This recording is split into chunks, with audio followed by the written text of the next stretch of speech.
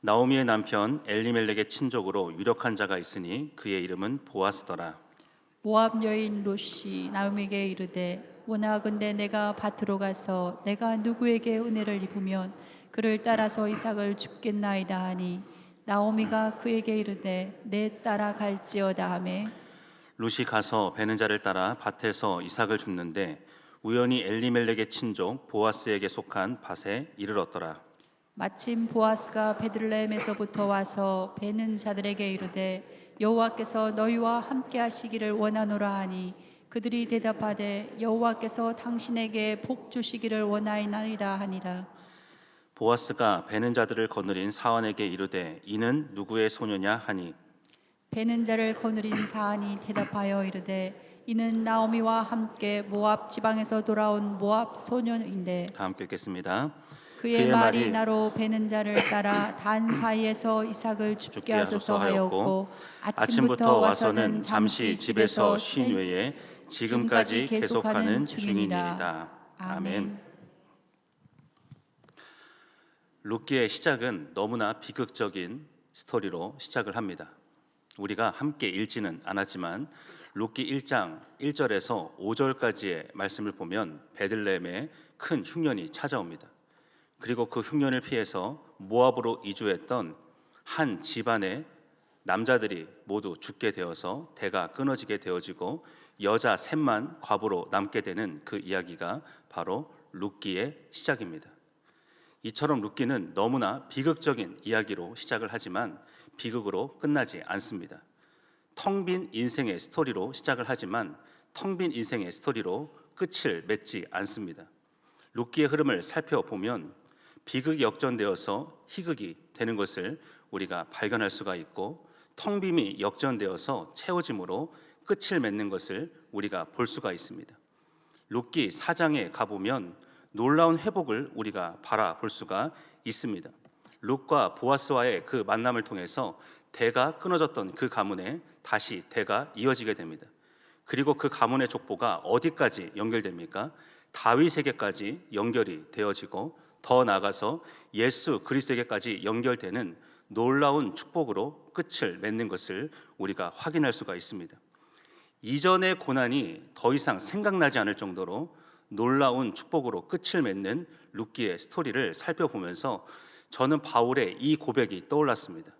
현재의 고난은 장차 나타날 영광과 좋게 비교할 수 없도다. 현재의 고난은 장차 나타날 영광과 좋게 비교할 수 없도다. 우리도 얼마든지 살다 보면 인생의 흉년을 만날 수 있어요. 하지만 그것이 끝이 아님을 믿으시기 바랍니다. 장차 나타날 사장의 영광이 기다리고 있음을 믿습니다. 그렇다면 우리가 어떻게 인생의 흉년을 만났을 때에 그 속에서 오히려 역전의 기회를 만들어내고 풍성한 룻기 4장의 은혜를 우리가 맛볼 수 있을까요?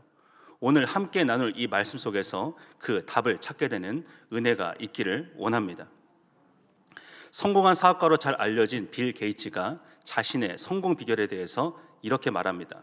우리 함께 읽어보도록 하겠습니다. 나는 힘센 강자도 아니고 그렇다고 두뇌가 뛰어난 천재도 아닙니다. 날마다 새롭게 변했을 뿐입니다. 그것이 나의 성공 비결입니다. 체인지, 변화의 G를 C로 바꿔보십시오. 찬스, 기회가 되지 않습니까? 변화 속에 반드시 기회가 숨어 있습니다. 어떤 도전이죠? 기회를 얻고자 한다면 변화를 시도하라라고 하는 도전의 그런 이야기죠. 그렇습니다. 기회는 찾아오는 것이 아니에요. 기회는 만들어 가는 것입니다. 어떤 사람이 기회를 만들어 갈 수 있을까요? 자신을 끊임없이 변화시켜 나가는 사람이에요. 마찬가지로 하나님께서는 어떤 사람 가운데에 그 인생을 역전시킬 수 있는 기회를 만들어 주시겠습니까? 자신을 변화시켜 나가는 사람이에요. 어떻게 변화시켜 나가는 사람일까요?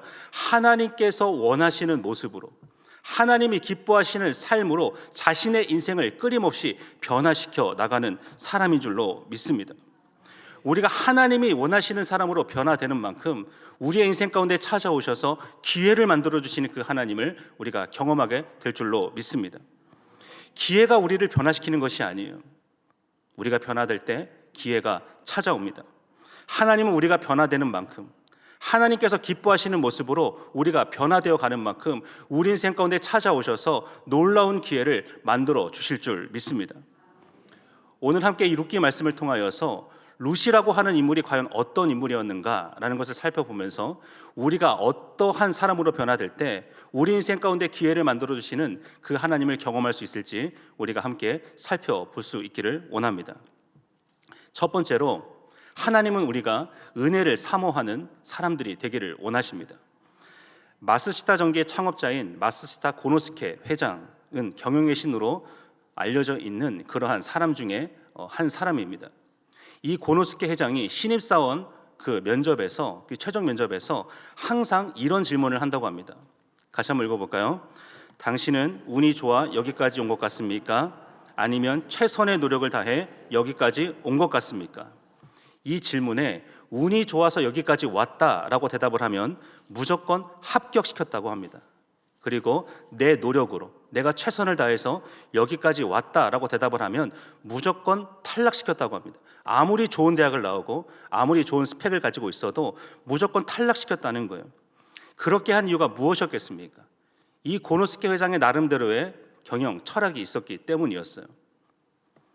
자기 노력으로 여기까지 왔다라고 생각하는 사람은 자기 힘만을 의지하는 경우가 많다라고 합니다. 그래서 주변 사람들에게 감사하는 마음이 없고 잘 협조하지 않기 때문에 무조건 탈락시켰다는 거예요. 하지만 운이 좋아서 여기까지 왔다라고 생각하는 그런 사람은 내 힘으로 여기까지 온 것이 아니기 때문에 늘 주변 사람들에게 감사하는 마음을 가지고 있고 잘 협조하려고 하는 그 마음에 심층에 깔려 있기 때문에 매사에 잘 될 가능성이 크다. 그래서 무조건 합격시켰다라고 합니다. 이것은 고노스케 회장의 성공 비결과도 직결되는 그러한 부분인데요. 그는 자신의 성공 비결에 대해서 늘 이렇게 이야기합니다. 같이 한번 읽어볼게요. 내가 거둔 성공에서 노력에 의한 것은 1%에 지나지 않을 것입니다. 나머지 99%는 운이 좋아서 능력 있는 사원들을 만났고 그들을 통해 멋진 아이디어를 얻을 수 있었던 것이 바로 가장 큰 성공 비결입니다. 그런데 한번 생각해 보시기 바랍니다. 어떻게 고노스케 회장이 능력 있는 사원들을 만날 수 있었고 그들을 통해서 창의적인 아이디어를 얻을 수 있었을까요? 정말 그의 말대로 단지 운이 좋아서였겠습니까? 저는 아니라고 생각합니다. 저는 그의 태도 때문이라고 생각해요. 그는 함께 일하는 사람들의 마음에 감동을 줄 수 있었던 그러한 사람이었다는 거예요. 내가 정말 실력 있는 사원이라고 한다면 내가 아무리 열심히 일을 해도 그 성과를 인정해 주지 않고 그리고 감사를 표현할 줄 모르는 그런 CEO 밑에서 일을 하고 싶겠습니까? 내가 회사를 선택해서 갈 수 있을 정도로 실력이 있는 사원이라고 한다면 나를 인정해주는 그런 회사를 찾아가지 않겠습니까? 이 마스시타 고노스케 회장 주변에 그 능력이 있었던 사원들이 많이 모였었던 이유는 그가 바로 함께 일하는 사람들의 마음 가운데 감동을 줄 수 있었던 그러한 사람이었기 때문이었어요.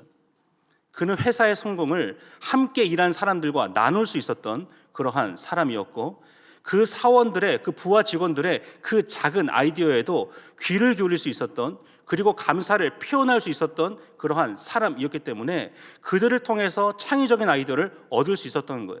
그리고 이 고노스케 회장 주변에는 늘 실력 있는 사람들이 모일 수 있었던 것이었습니다. 정말 중요한 것은 태도입니다. 마찬가지예요. 우리의 인생 가운데서 우리 인생을 찾아오시고 기회를 만들어주시는 그 하나님을 우리가 경험하기를 원한다면 내가 먼저 하나님의 마음을 감동시킬 수 있는 그러한 사람이 되어야 한다라는 것입니다. 지금까지 베풀어진 그 은혜가 얼마나 많습니까?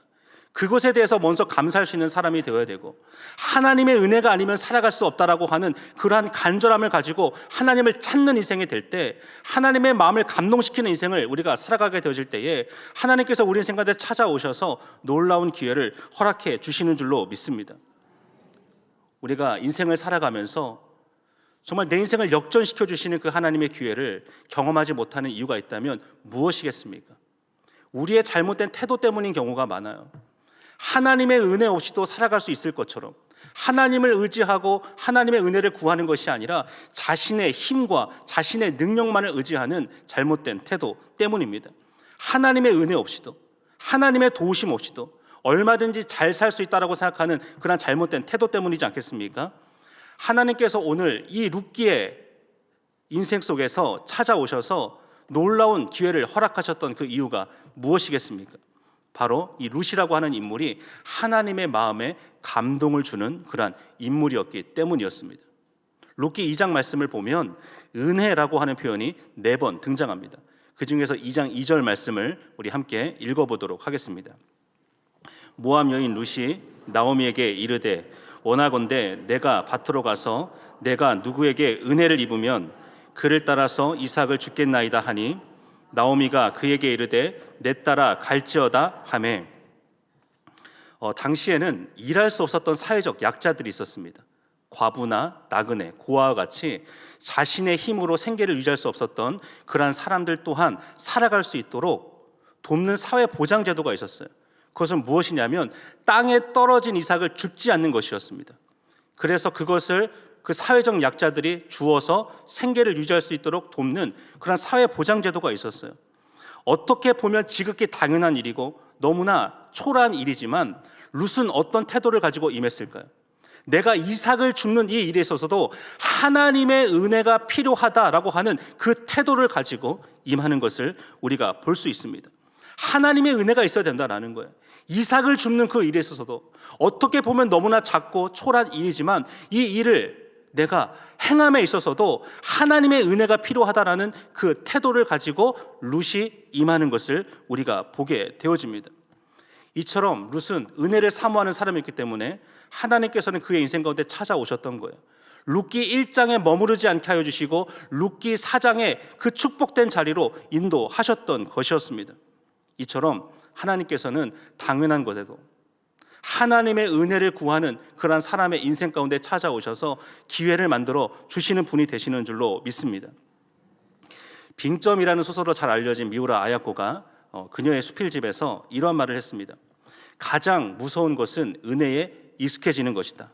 이런 이야기를 했어요. 그래서 늘 이런 기도를 한다고 합니다. 하나님, 내가 은혜에 익숙해지지 않도록 나를 도와주십시오. 내가 은혜에 익숙해지지 않도록 나를 도와주십시오. 그리고 그녀가 이렇게 기도하게 된 배경에 대해서 이렇게 이야기를 합니다.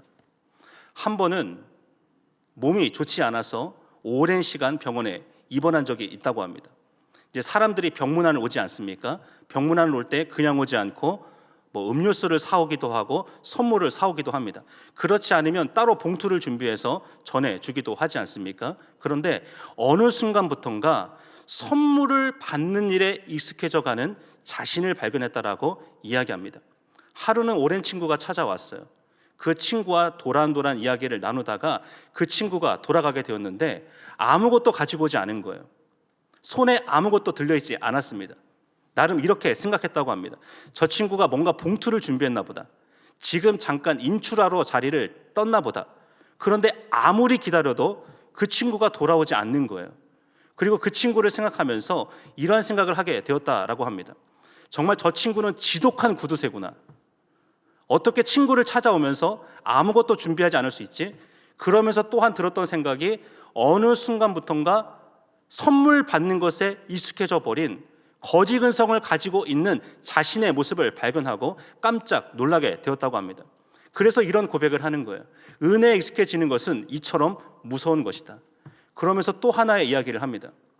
병약한 자신과 결혼해준 남편에 대해서 늘 고마운 마음을 가지고 있었는데 어느 순간부터인가 남편에게 쉽게 화를 내고 짜증을 내며 불평을 하는 버릇없는 여편네가 되어버렸다. 이처럼 은혜에 익숙해진다는 것은 무서운 것이다 라고 하는 이야기를 했습니다.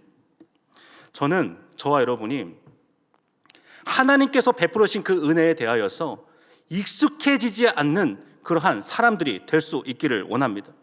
우리가 룻과 같이 지극히 작은 일에도 어떻게 보면 너무나 당연한 것임에도 불구하고 하나님의 은혜가 아니면 이것을 누릴 수조차 없는 나의 모습을 인정하며 나가게 되어질 때에 하나님께서 우리 인생 가운데 찾아오셔서 더 큰 은혜를 경험할 수 있는 기회를 만들어 주실 줄로 믿습니다. 두 번째 메시지입니다. 작은 일에도 최선을 다하는 사람으로 변화되어야 한다라는 거예요. 토스카니니라고 하는 세계적인 명지휘자를 아십니까? 그는 원래 첼로 연주자였습니다. 그는 심한 근시가 있었기 때문에 악보를 온전히 볼 수가 없었어요. 그렇기 때문에 그는 최선을 다할 수밖에 없었습니다. 악보를 완전히 외울 정도로 최선을 다해서 연습할 수밖에 없었고, 자신에게 주어진 그 연주의 기회를 놓치지 않기 위해서 정말 최선을 다했습니다. 그러던 어느 날 한 번은 연주회가 있는 그 바로 전날에 지휘자가 급작스러운 그러한 사고로 인해서 병원에 입원하게 되었습니다. 지금 당장 내일 연주가 시작되어야 하는데 큰일이 난 거예요. 이 곡을 완벽하게 소화하고 있는 사람이 없었던 것이었기 때문이었습니다. 그런데 그 중에서 이 모든 곡을 완벽하게 암기하고 이해하고 있었던 한 사람이 있었습니다. 그 사람은 누구였을까요? 바로 토스카니니였습니다. 토스카니니는 이 일을 계기로 지휘자로 서게 되었고, 정말 이 일을 통하여서 정말 세계적인 지휘자로 부상하게 되어지는 그러한 기회를 얻게 되었습니다. 그때 토스카니니의 나이가 19살이었습니다. 사실 이 지휘자가 부재였을 때 모든 오케스트라 단원들에게 기회가 찾아왔어요. 지휘자로 설 수 있는 기회가 찾아왔습니다. 그러나 그 기회를 붙잡을 수 있었던 사람은 단 한 사람밖에 없었어요. 모든 곡을 완벽하게 암기하고 모든 곡을 완벽하게 소화하고 있었던 토스카니니 단 한 사람만이 그 기회를 자신의 것으로 붙잡을 수 있었다라고 하는 것을 우리가 알게 되지 않습니까? 이것은 우리에게 어떤 교훈을 줄까요? 기회는 늘 찾아오지만 그 기회는 준비된 사람이 붙잡을 수 있다라고 하는 그러한 교훈을 우리가 얻게 되지 않습니까? 늘 작은 일에도 최선을 다하는 사람, 이것이 내게 주어진 최선의 기회인 줄 믿고 최선을 다하다 보면 그것이 계기가 되어서 또 다른 기회가 찾아옵니다. 또 그것이 계기가 되어서 또 다른 기회가 찾아온다라고 하는 그러한 것을 우리가 깨닫게 되지 않습니까? 그런데 종종 살다 보면 이렇게 말하시는 분들이 있어요. 내게는 기회가 없었다는 거예요. 내 인생을 역전시킬 만한 그런 기회가 한 번도 찾아오지 않았기 때문에 나는 지금 이렇게밖에 살 수 없다라고 그렇게 이야기하시는 분들이 있다라는 것입니다. 하지만 그렇지 않다라는 거예요. 정말 좋은 기회를 만나시는 분들을 보면요, 지극히 작은 일에도 최선을 다하시는 분들이 많습니다. 너무나 볼품없고 너무나 작은 일임에도 불구하고 이것이 내게 주어진 기회라면 최선을 다하는 거예요. 그러다 보면 그것이 계기가 되어서 또 다른 기회가 찾아오고, 또 그것이 계기가 되어서 또 다른 기회가 찾아오고, 이런 일들이 일어난다라는 것이죠. 반대로 자신에게 주어진 그 기회를 우습게 여기고 최선을 다하지 않는다면 다음 기회도 없다라고 하는 것을 우리가 기억할 수 있어야 합니다. 작은 기회에도 최선을 다하지 않는데 그 사람에게 큰 기회가 찾아온다? 그게 바로 기적입니다. 그게 바로 기적이에요. 작은 일에도 최선을 다하지 않는 사람에게 어떻게 하나님께서 더 큰 기회를 맡길 수 있겠습니까? 그런 일이 일어나지 않는다라는 것이에요. 오늘 룻을 한번 살펴보기를 원합니다. 룻은 은혜를 정말 사모하는 사람이었어요. 하지만 하나님께서 내 인생 가운데 대박을 터뜨려 주실 것이다 라고 하는 그 기대 속에서 하늘만 쳐다본 사람이 아니었다라는 거예요. 내가 할 수 있는 것이 이삭 죽기밖에 없다면, 정말 내게 주어진 기회인 줄로 믿고 최선을 다하는 룻의 열정과 그의 열심을 우리가 바라볼 수가 있습니다. 정말 죽게 하듯 최선을 다하는 룻의 모습을 우리가 발견할 수가 있다라는 거예요. 사실 룻이 모압에서 베들레헴으로 이렇게 오게 되면서 그곳에서 룻이 할 수 있는 것은 아무것도 없었습니다. 그저 그녀가 할 수 있었던 것은 그저 땅에 떨어져 있는 그 이삭을 줍는 것밖에는 할 수 있는 것이 아무것도 없었어요.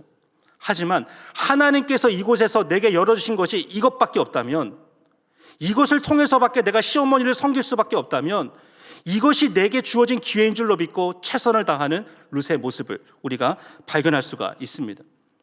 사실 이삭을 줍는다는 것은 그렇게 자랑할 만한 일이 아니었어요. 마치 이런 고백이었습니다. 나는 사회적 약자입니다. 나는 나그네이고 나는 과부이고 나는 고아입니다.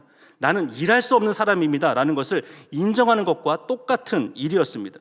하지만 룻은 그러한 일을 함에 있어서도 내가 누군가에게 은혜를 입으면 하나님께서 베풀으실 그 은혜를 기대하면서 최선을 다하는 그 룻의 모습을 우리가 발견하게 되지 않습니까? 룻은 이런 태도를 가지고 있지 않은 거예요. 이렇게 불평하지 않는 거예요. 내가 이삭 죽기나 할 사람이야. 내가 이 땅에 떨어진 이삭이나 죽기 위해서 내가 모압에서 베들레헴에 온 줄 아십니까? 이렇게 하나님께 불평하고 원망하지 않는 룻의 모습을 우리가 발견할 수 있습니다. 내가 이렇게 살 바에는 죽는 게 낫다라고 고백하지 않는 룻의 모습을 우리가 발견할 수가 있다라는 거예요. 오히려 정반대의 모습을 우리가 보게 되지 않습니까? 하나님께서 열어주신 길이 이삭 죽기밖에 없다면 내게 주신 기회인 줄로 믿고 최선을 다하는 그런 룻의 모습을 우리가 발견하게 된다는 거예요. 룻기 2장 7절 말씀입니다. 같이 한번 읽어보겠습니다. 이의 말이 나로 베는 자를 따라 단 사이에서 이삭을 죽게 하소서 하였고 아침부터 와서는 잠시 집에서 쉰 후에 지금까지 계속하는 중이니이다. 이삭 죽기는요, 자랑할 만한 일이 아니었어요. 너무나 부끄러운 일이었습니다. 하지만 그 일에 있어서 불평하지 않고 감사함으로 어떻게 대하는 룻의 모습을 보게 되어집니까? 최선을 다하는 룻의 모습을 보게 되어져요. 정말 지극히 은혜를 구하면서 최선을 다하는 그런 룻의 모습을 보게 되어집니다. 이것이 함께 일하는 그 밭에서 일하는 일꾼들에게 감동을 주었어요. 그리고 그 룻에 대한 이야기가 누구에게까지 들려지게 되었습니까? 보아스에게까지 들려지게 되었습니다.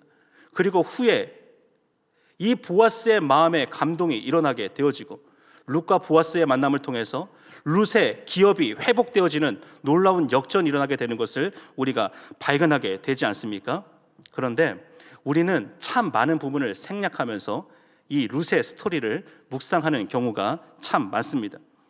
룻의 인생을 보면서 내 인생에도 보아스와 같은 사람이 있었으면 좋겠다, 그렇게 묵상하는 경우가 많아요.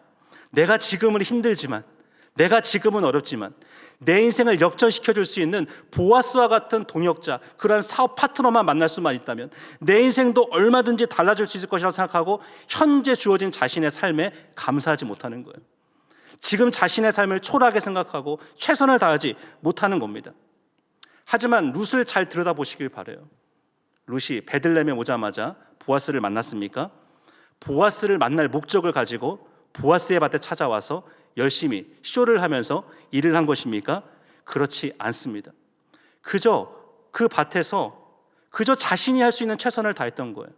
그게 이삭 죽기밖에 없었기 때문에 그것을 내게 주신 기회인 줄로 믿고 최선을 다했을 뿐입니다. 하지만 하나님께서 그것을 기회로 만들어 주셨던 것이었어요. 성경에는 지극히 작은 일에도 최선을 다했던 사람들이 더 큰 기회를 만나게 되는 그러한 스토리로 가득한 것을 우리가 볼 수 있습니다. 그 대표적인 예가 다윗의 예입니다. 다윗은 어떠한 사람이었습니까? 들판에서 양을 치는 목동이었습니다. 어떻게 보면 아버지의 관심 밖에 있었던 인물이었어요. 다 형들은 다 집안에서 정말 아버지와 함께 있는데 이 다윗 홀로 들판에 나가서 양을 치고 있었던 목동의 역할을 감당하고 있었습니다. 하지만 다윗은 그곳에서 불평하지 않습니다. 그곳에서 하나님을 찬양합니다. 그리고 그곳에서 자신이 할 수 있는 최선을 다했어요. 내가 이 양들을 지키기 위해서 내가 할 수 있는 것이 무엇일까? 돌팔매질밖에 없었습니다. 그저 돌팔매질을 최선으로 연습했고 곰의 발톱으로부터 사자의 이빨로부터 자신의 양들을 지키는 일에 그저 최선을 다했을 뿐이었어요. 하지만 그 돌팔매질이 후에 어떤 일에 쓰임받게 되어집니까?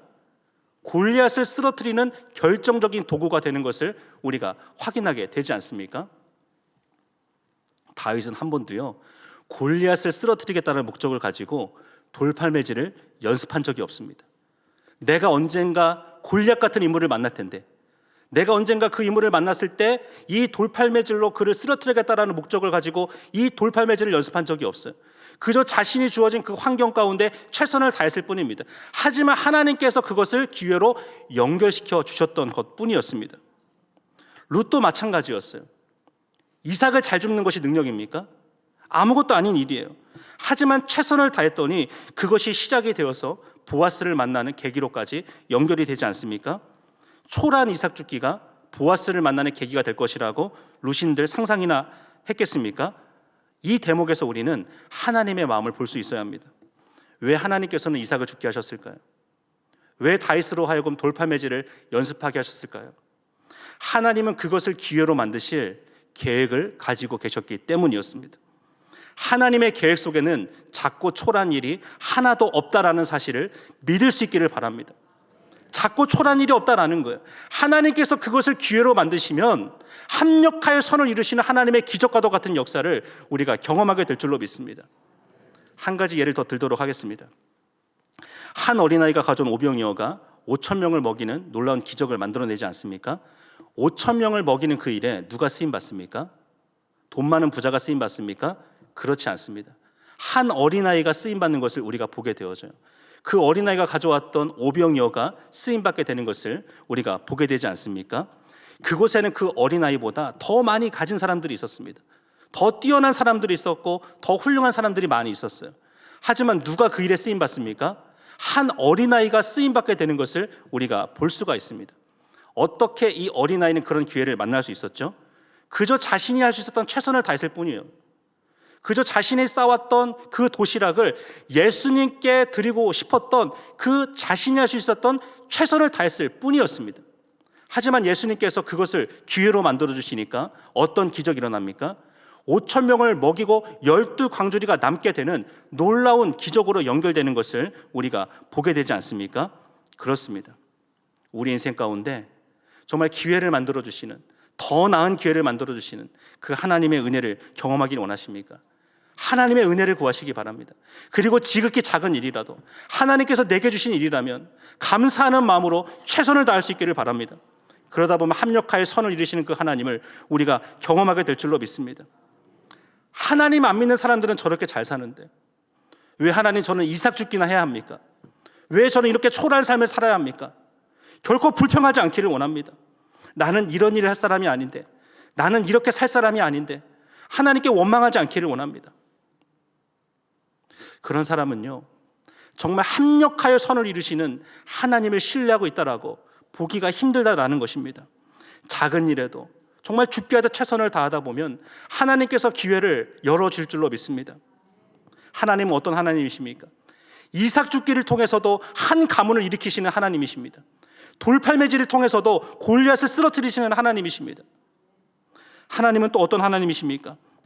정말 한 어린아이 오병이어를 가지고도 5천 명을 먹이시는 기적을 일으키시는 하나님이 되시는 줄로 믿습니다. 우리가 비록 연약하고 우리가 가진 것이 없다라고 할지라도, 우리의 사랑이 초라하고 이삭 죽기만 하는 비천한 상황 가운데 있다라고 할지라도 정말 하나님을 믿고 하나님을 신뢰하며 죽게 하듯 최선을 다하게 될 때 우리 인생을 들어쓰시는 하나님의 놀라운 역사를 경험하게 될 줄로 믿습니다. 세 번째 메시지는 우리가 하나님으로 사는 인생이 되어야 한다라는 것입니다. 정채봉 시인의 저서인 처음의 마음으로 돌아가라라고 하는 이 책을 보면 만남이라고 하는 시를 소개하고 있습니다. 우리 인생 가운데 만남이 얼마나 중요한가라고 하는 것을 잘 보여주는 시인데요, 함께 읽어보도록 하겠습니다. 가장 잘못된 만남은 생선과 같은 만남이다. 만날수록 비린내가 묻어오니까. 가장 조심해야 할 만남은 꽃송이 같은 만남이다. 피어있을 때는 환호하다가 시들면 버리니까. 가장 비천한 만남은 건전지 같은 만남이다. 힘이 있을 때는 간수하고 힘이 다 닿을 때는 던져버리니까. 가장 시간이 아까운 만남은 지우개 같은 만남이다. 금방의 만남이 순식간에 지워져 버리니까. 가장 아름다운 만남은 손수건 같은 만남이다. 힘이 들 때는 땀을 닦아주고 슬플 때는 눈물을 닦아주니까. 이처럼 다양한 만남에 대해서 소개하는 이유는 이처럼 만남이 우리 인생에 주는 영향력이 크기 때문입니다. 어떠십니까? 손수건 같은 만남을 경험하고 계신가요? 만날수록 힘이 되고 위로가 되고 격려가 되는 그러한 만남을 풍성하게 경험하고 계십니까? 이런 만남만 있었으면 좋겠는데 때로는 생선처럼 비린내가 묻어나오고 금세 잊혀지는 지우개 같은 만남을 경험하기도 하고 정말 다시는 경험하고 싶지 않은 그러한 꽃송이 같은 만남을 우리가 경험할 때도 있지 않습니까? 우리 인생 속에서 만남은 정말 중요합니다. 룻기 1장이 선택의 중요성에 대해서 우리에게 말해주고 있다면 룻기 2장은 만남의 중요성에 대해서 우리에게 말해주고 있습니다. 룻의 인생이 역전이 가능했던 결정적인 이유는 바로 이 만남의 축복 때문이었습니다. 바로 보아스와의 만남 때문이었어요. 룻이 보아스를 만났기 때문에 룻기 1장에서 4장으로 나아가는 그런 은혜를 누릴 수가 있었습니다. 그리고 룻이 보아스를 만났기 때문에 그 가문의 족보가 다윗에게까지 연결되어지고 그리스도에게까지 연결되어지는 놀라운 축복을 누릴 수가 있었습니다. 어떤 만남을 우리가 경험하는가에 따라서 우리 인생이 어떻게 달라질 수 있는가, 이것을 잘 보여주는 것이 바로 룻기의 스토리입니다. 룻기 1장에서의 만남은 너무나 아픔을 주는, 상처를 주는 만남이었어요. 너무나 짧은 시간에 남편을 잃게 되어지고 빈털터리가 되어버리는 그러한 만남이었습니다. 하지만 룻기 2장부터 시작되는 만남은 어떤 만남이었습니까? 이전의 고난이 생각나지 않을 정도로 모든 것이 아름답게 회복되어지는 그런 아름다운 만남이었습니다. 모든 것을 역전시키는 그러한 만남이었어요. 이렇게 1장과 2장의 만남 사이에 어떤 사건이 있었을까요? 우리가 무작정 만남의 축복을 구하기 전에 룻의 인생 가운데 어떤 사건이 있었는지를 주목할 필요가 있습니다. 어떤 사건이 있었을까요? 어머니의 하나님을 나의 하나님으로 만나는 사건이 있었습니다. 어머니의 하나님을 나의 하나님으로 만나는 사건이 있었어요. 여기에 만남의 축복을 여는 키가 있습니다. 하나님을 나의 하나님으로 확실히 만나게 되어질 때에 하나님께서는 우리 인생의 모든 만남을 최고의 만남으로 역전시켜 주실 줄로 믿습니다. 룻이 이전에는 하나님을 모르는 인생을 살았습니다. 하지만 이제는 달라졌어요. 어머니의 하나님을 나의 하나님으로 만나게 되었고, 그래서 이제는 내가 사는 것이 아니라 하나님으로 사는 인생이 되었습니다. 룻이 하나님으로 사는 인생이 되었을 때에 하나님은 어떤 사람을 만나게 하셨습니까? 동일하게 하나님으로 사는 사람을 만나게 하십니다. 그 사람이 누구였습니까? 바로 보아스였습니다. 보아스는 정말 하나님으로 사는 사람이었습니다. 하나님 중심의 인생을 사는 그러한 사람이었어요.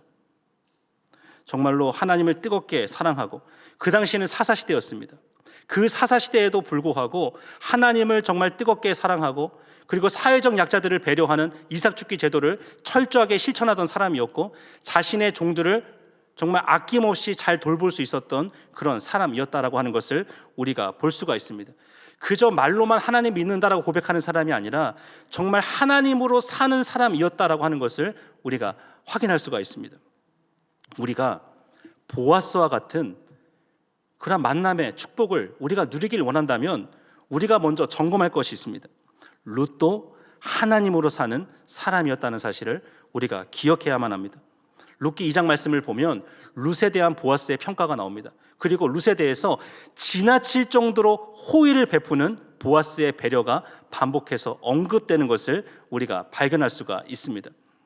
2장 10절 말씀을 보니까요, 룻이 이렇게 대답해요. 내가 이방 여인인데, 내가 이방 여인임에도 불구하고 당신이 나에게 이렇게 호의를 베푸는 이유가 무엇입니까?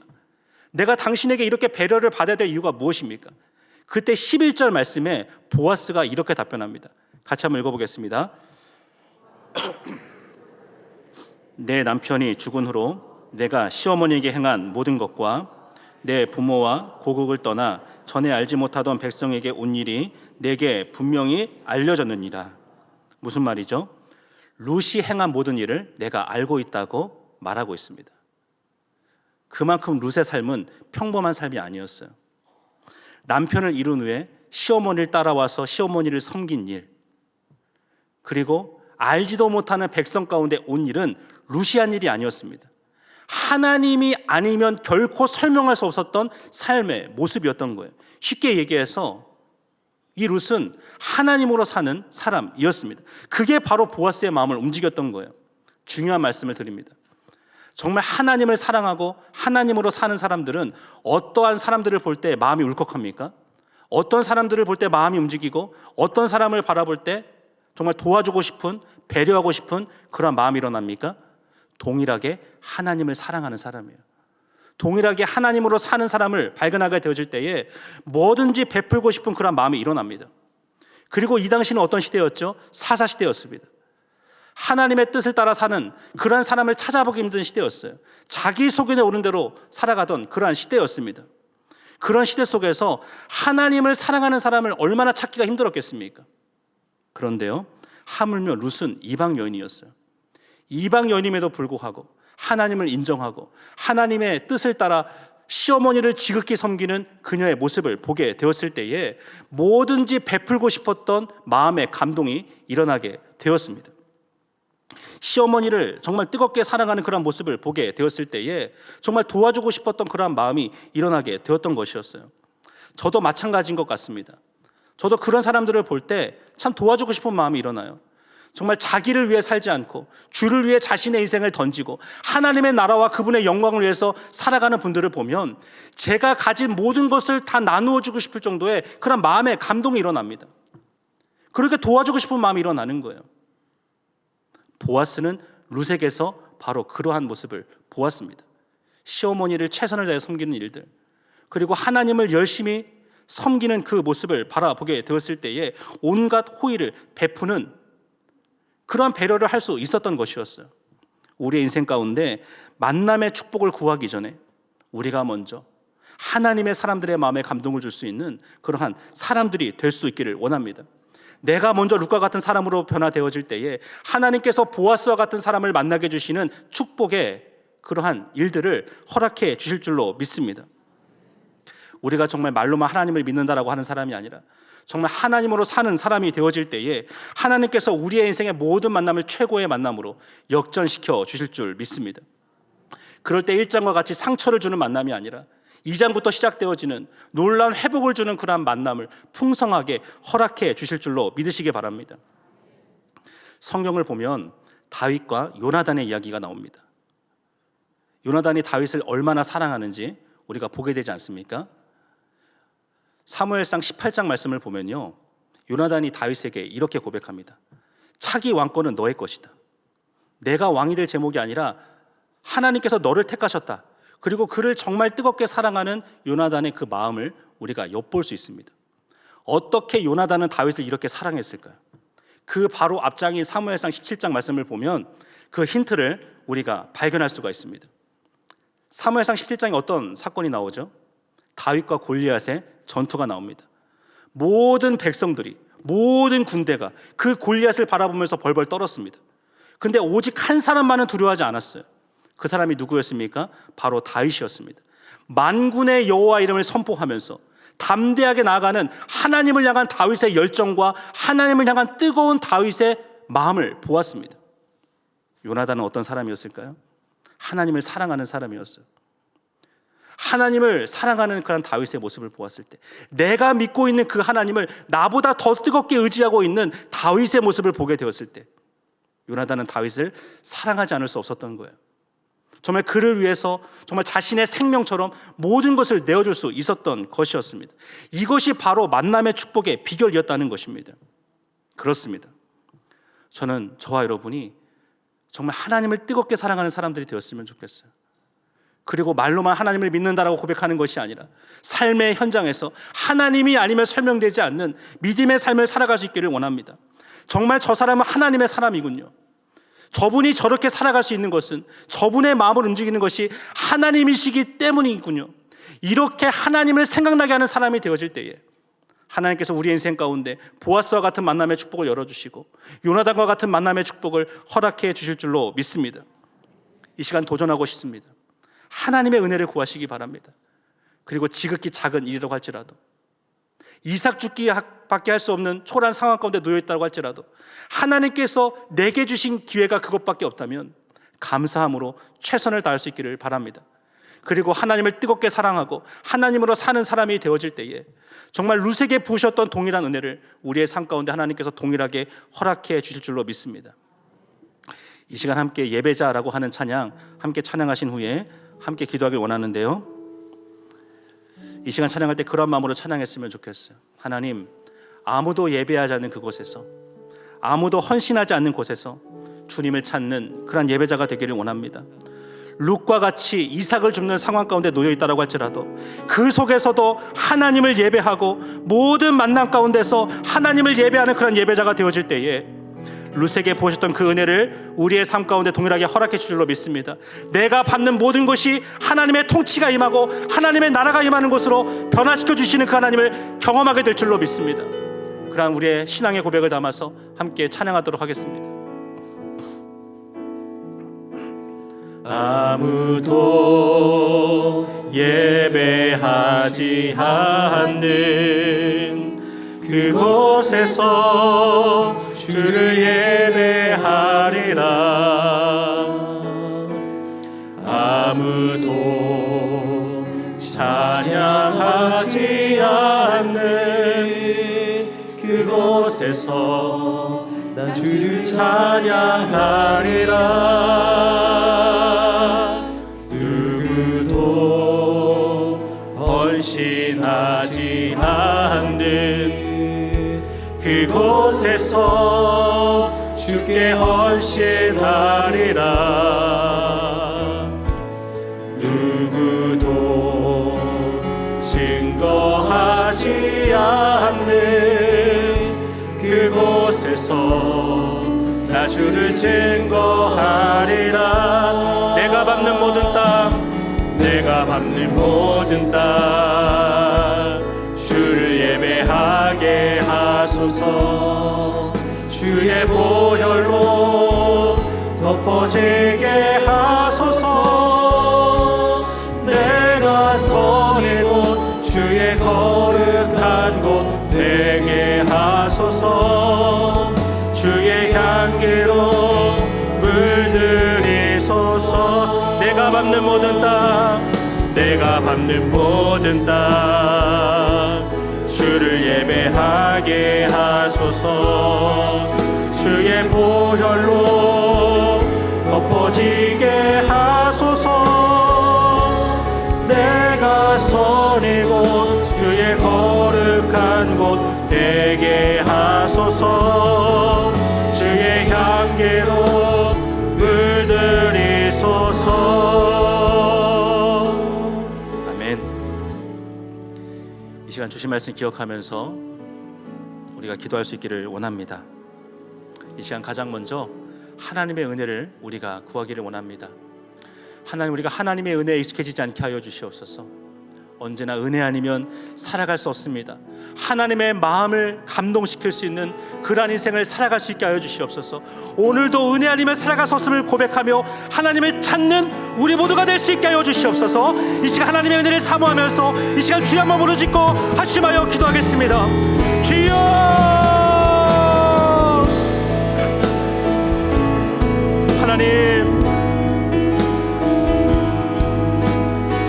하나님의 은혜가 필요합니다. 루시 이삭 죽기를 하면서도 하나님의 은혜를 구했던 것처럼 우리 인생 가운데에 하나님의 은혜 아니면 살아갈 수 없음을 고백하며 우리가 한 걸음 한 걸음 주님과 동행하며 살아갈 수 있게 하여 주시옵소서. 하나님, 우리가 하나님의 은혜에 익숙해지지 않기를 원합니다. 내가 누리고 있는 것에 대하여서 당연하게 여기지 않게 하여 주시고 감사를 잃어버린 인생을 살아보지 않게 하여 주시고, 하나님, 내가 사는 것, 내가 여기까지 올 수 있던 것 모든 것이 하나님의 은혜를 고백하면서 하나님의 은혜를 사모하며 하나님의 은혜를 구하며 믿음의 삶을 온전히 살아갈 수 있게 하여 주시옵소서. 하나님, 은혜를 베풀어 주시옵소서. 정말 이삭을 줍는 그런 삶을 살면서도 하나님의 은혜를 구하며 감사의 인생을 살아갈 때에 더 큰 기회를 주시고 인생을 변화시켜 주시는 하나님의 놀라운 인도하심을 경험하게 될 줄로 믿습니다. 하나님의 은혜를 부어주시옵소서. 사모하는 심령들 가운데에 하나님의 은혜를 부어주시옵소서. 하나님의 은혜 아니면 살아갈 수 없음을 고백하는 하나님의 백성들 가운데에 하나님 찾아오셔서 하나님의 은혜를 부어주시옵소서. 폭포수와 같은 하나님의 은혜를 부어주시옵소서. 은혜 아니면 살아갈 수가 없습니다. 하나님의 은혜 아니면 살아갈 수가 없습니다. 하나님, 우리가 결단코 주님의 은혜에 익숙해지지 않게 하여 주시옵소서. 하늘의 은혜를 망각하며 살아가지 않게 하여 주시옵소서. 은혜를 주시기를 원합니다. 함께 하여 주시기를 원합니다. 주님, 은혜를 베풀어 주시옵소서.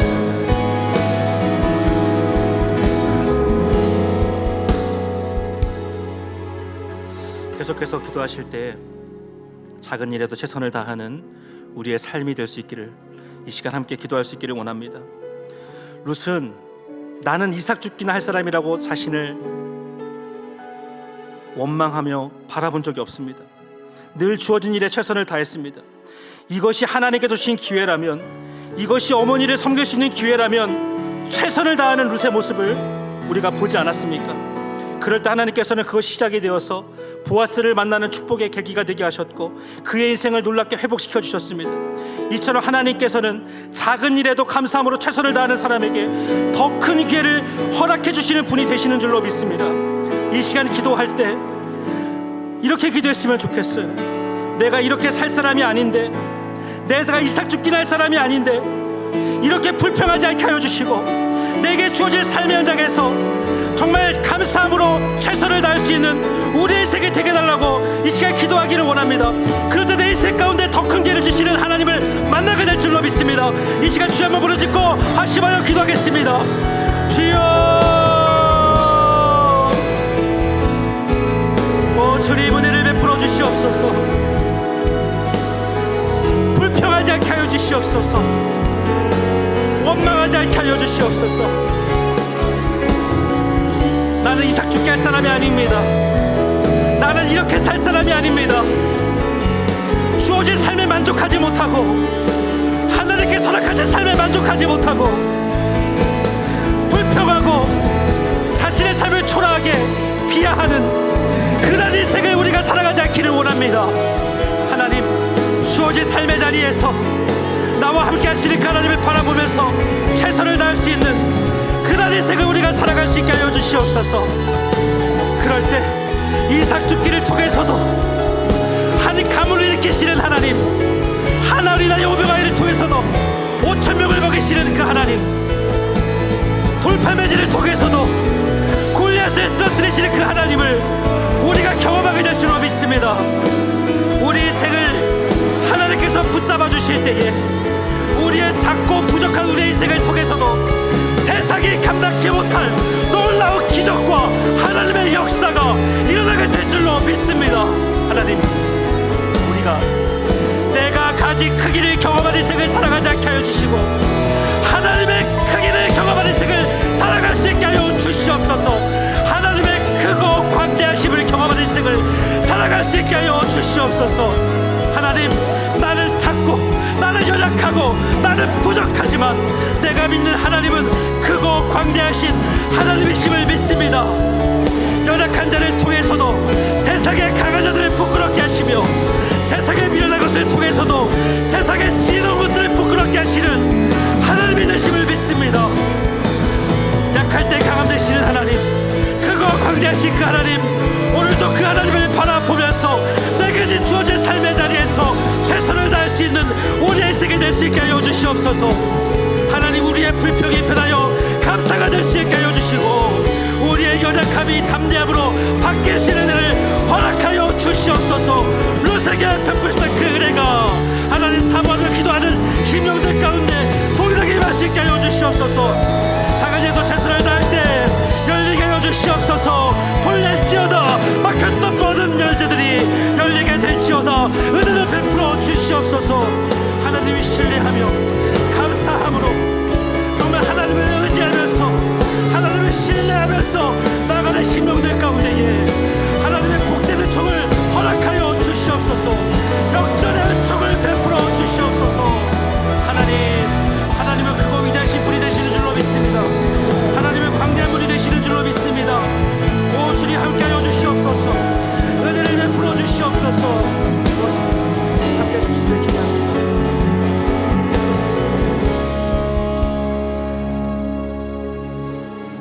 이 시간 계속해서 기도하실 때 만남의 축복을 위해서 우리가 기도할 수 있기를 원합니다. 우리가 정말 우리를 위해 정말 필요한 사람들을 만나기 이전에 우리가 먼저 하나님께서 기뻐하시는 사람으로 변화될 수 있게 해달라고 이 시간 기도할 수 있기를 원합니다. 우리가 변화될 때 하나님은 일하십니다. 우리의 만남을 새롭게 하십니다. 보아스와 같은 사람을 예비해 주시고 요나단과 같은 믿음의 신실한 동역자를 허락해 줄 줄로 믿습니다. 하나님을 믿는다라고 고백하는 그러한 삶에서 멈추지 않고 하나님으로 살아가는 인생, 하나님이 아니면 설명되지 않는 그런 인생을 살아갈 수 있게 하여 주시옵소서. 그럴 때 우리의 인생 가운데 찾아오셔서 우리의 삶을 통째로 바꾸시는 하나님의 역사를, 하나님의 기적을 경험할 수 있게 하여 주시옵소서. 이 시간 다시 한번 합심하여 기도하겠습니다. 오 주님, 함께 하여 주시옵소서. 만남의 축복을 허락하여 주시옵소서. 하나님, 우리가 정말 하나님으로 사는 사람이 되기를 원합니다. 하나님이 아니면 설명되지 않는 믿음의 삶을 살아갈 수 있기를 원합니다. 주변 사람들에게 룻과 같은 평가를 받는 사람들이 되기를 원합니다. 저분은 정말 하나님의 사람이야, 저분이 저렇게 생각하고 저분이 저렇게 살아갈 수 있는 것은 원하시기 때문이라고 하는 룩과 같은 평가를 받는 우리 모두가 될 수 있게 하여 주시옵소서. 하나님을 생각나게 하는 사람, 하나님이 아니면 설명되지 않는 사람, 그것이 이곳에 모인 모든 성도들의 삶이 되기를 축복합니다. 하나님, 우리를 새롭게 하여 주시옵소서. 우리를 변화시켜 주시옵소서. 우리를 하나님이 원하시는 모습으로 빚어 주시옵소서. 루시, 어머니 하나님을 나의 하나님으로 만나게 되어지고 하나님으로 사는 인생이 되었을 때에 그의 인생을 손두른째 바꾸셨던 그 하나님을 우리가 동일하게 경험할 수 있기를 원합니다. 하나님, 답답하고 오그러진 우리 인생 가운데 찾아와 주시옵소서. 하나님을 잊어가지 않은 시대 속에서도 여전히 하나님을 신뢰하며 기도의 자리까지 나아온 성도들을 외면하지 않으시고 하나님의 은총을 베풀어 주시옵소서. 하늘의 문을 열어주시옵고 땅의 문들이 풀려지는 은혜를 허락하여 주시옵소서. 하나님, 루스의 인생 가운데 막혔던 모든 문제들을 풀어주셨던 것처럼 하나님만을 바라보며 하나님의 뜻대로 살기 위해서 기도하며 몸부림치고 있는 성도들 외면치 않으시고 주여 응답하여 주시옵소서. 찾아와 주시옵소서. 새롭게 하여 주시옵소서. 룻기 4장의 역전의 총을 허락하여 주시옵소서. 현재 고난 가운데 있을지라도 장차나 하나의 영광을 바라보며 하나님 새롭게 하여 주시옵소서. 오 주님, 은혜를 베풀어 주시옵소서. 은혜를 베풀어 주시옵소서. 우리 성도들의 눈물의 기도를 내뱉지 않으시고 응답하여 주시옵소서. 하나님의 뜻대로 살기 위하여서 이 새벽 이 자리까지 나와 눈물로 기도하는 성도들의 기도를 내뱉지 않으시고 만남의 축복을 허락하여 주시고 막혔던 모든 삶의 문제들이 열려진 은혜를 허락하여 주시옵소서. 은혜를 베풀어 주시기를 원합니다.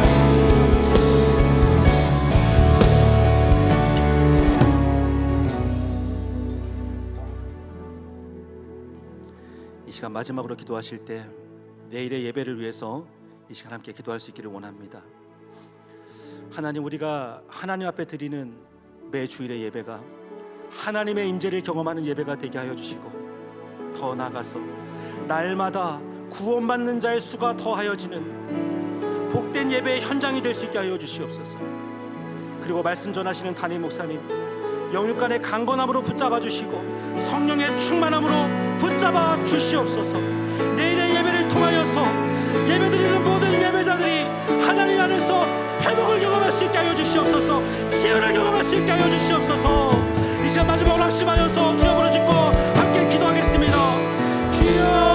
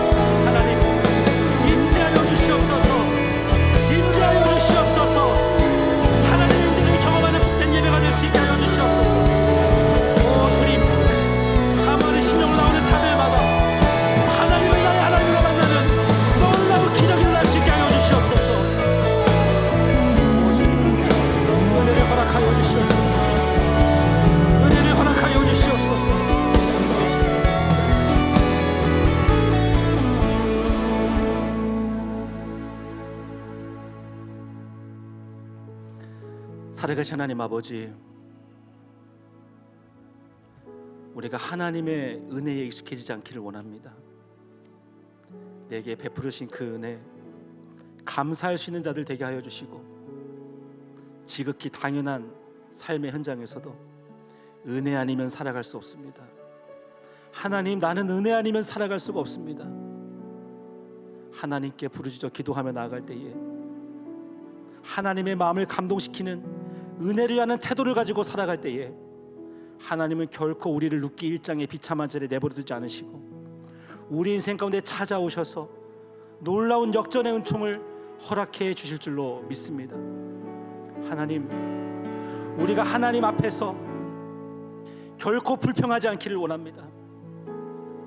나는 이삭 죽게 할 사람이 아닙니다. 나는 이렇게 살 사람이 아닙니다. 하나님, 내 인생을 왜 이렇게 내버려 두시는 것이죠? 하나님께 원망하고 불평하지 않기를 원합니다.